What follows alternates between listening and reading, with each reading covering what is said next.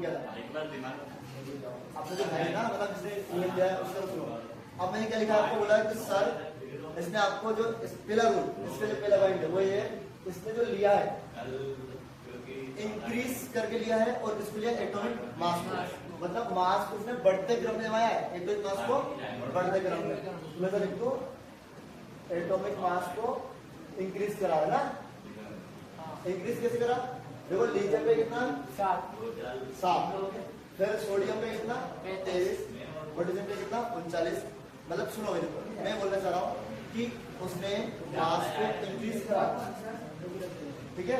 क्या करा है? इंक्रीज। और सब बोल रहा सर लीथियम की आदत की पोटेशियम में 39 है तो फिर कब कम है? पहले लीथियम आता है ना, सोडियम ठीक है, हिसाब से ऐड करना है, ठीक है? अब मेरी बात सुनो, जो उसने बोला है उसने बोला सर एटॉमिक मास को इंक्रीज करना लिखा है और पहला एलिमेंट और दूसरा एलिमेंट को मास को ऐड कर लो और 2 से डिवाइड कर दो तो जो आएगा वो थर्ड वाले का आएगा। तो थोड़ी देर इधर सुन लो। अब मेरे हिसाब से मैं पहले लिथियम की बात कर रहा हूँ, तो लिथियम आता है 7 नंबर पे, मतलब सॉरी लिथियम का एटॉमिक मास कितना है 7 और पोटेशियम पे कितना है 39। अगर मैं दोनों को जोड़ूंगा कितना है 46।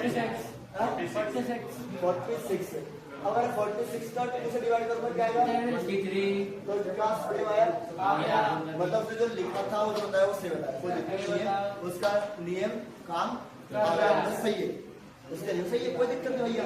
उसने बोला था पहले वाले और इस वाले को दूसरे तीसरे वाले को पहले और तीसरे का मास को जोड़ दो और 2 से डिवाइड कर दो तो ये बीच वाले का मास जाएगा और आ गया, ठीक है? चलो अब क्लोरीन का देख ले।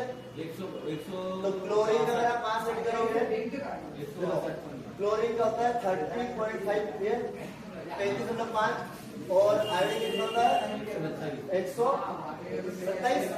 तो जोड़ो 5 बोलो 162.5। अब 162.5 को 2 से डिवाइड कर दो तो 2 8 16 2 1 लगभग आ जाएगा आया। देख लो अप्रोक्सीमेटली अच्छे कर लो आराम से अच्छे से। सर उसका 80 है और वो 81 आ रहा है नहीं ठीक है अप्रोक्सीमेटली बोला यार इसको निकल दो। या फिर आयोडीन का 126 पॉइंट कुछ होता है यार तो ये बिहार का 88 है ना, कुछ तो आप करो ना यार, 126 है हम लोग ठीक है? अब उससे जोड़ दे आ जाएगा ना, हाँ ठीक है? अब आओ कैल्शियम देखो, अब कैल्शियम का कितना होता है 40 और इसका 137 जोड़ो 1। सर आयोडीन का 127 था, आपने सिर्फ 26 जोड़ा है।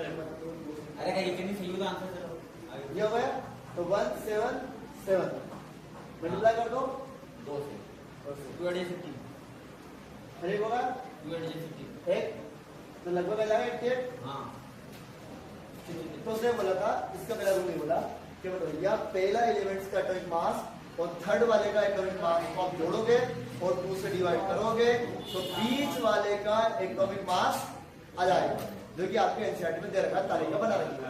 पर दिक्कत ये आ गई, अब ये तो होगा इसका काम, अब क्या आएगी प्रॉपर्टी लिमिटेशन, कमी आएगी ना कि यार भैया चलो अब ये तो यहाँ तक पेपर याद लिखा पर क्वेश्चन क्या था, क्वेश्चन तो हो क्वेश्चन ये आया कि भैया ने कौन कौन सा एलिमेंट पे काम किया था, किसको करवा था।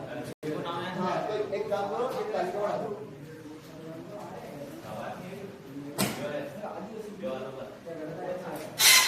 ये तालिका बनाओ।